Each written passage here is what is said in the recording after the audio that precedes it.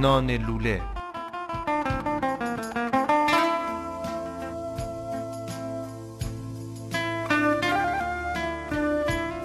مواد لازم: گلاب 1/2 پیمانه، هل کوبیده شده به مقدار لازم، آرد 2 لیوان، روغن مایع 1/2 لیوان، شکر 1 لیوان، تخم مرغ 5 عدد و قالب ساخت نان لوله‌ای. تخم مرغ ها رو بشکنید و هم بزنید.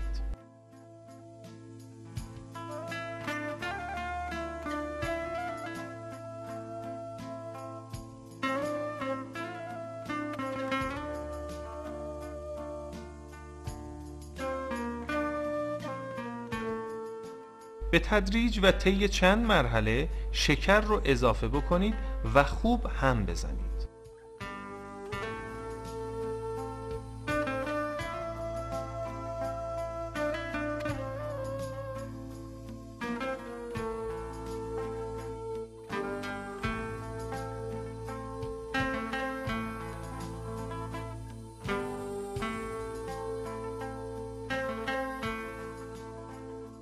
روغن رو هم اضافه بکنید.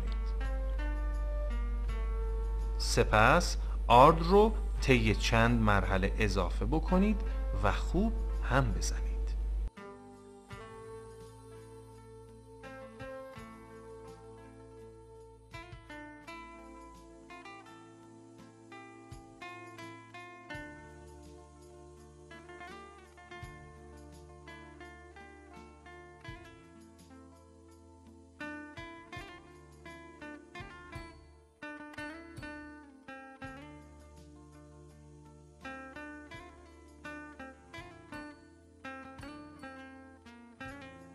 در مرحله بعد هل رو اضافه بکن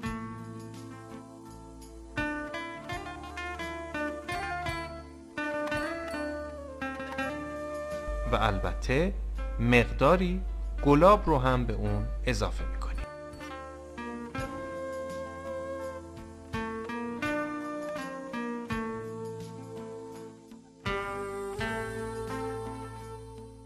بعد از آماده شدن خمیر در مرحله بعد نیاز به قالب ساخت نان لوله‌ای داریم.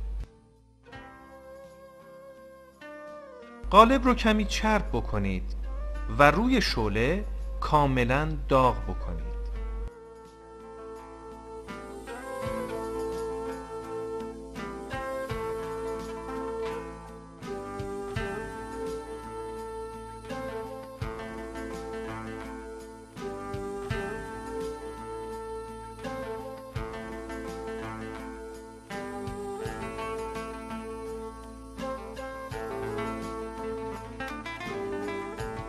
سپس از مواد به دست اومده به اندازه 1 قاشق مرباخوری در وسط قالب بریزید.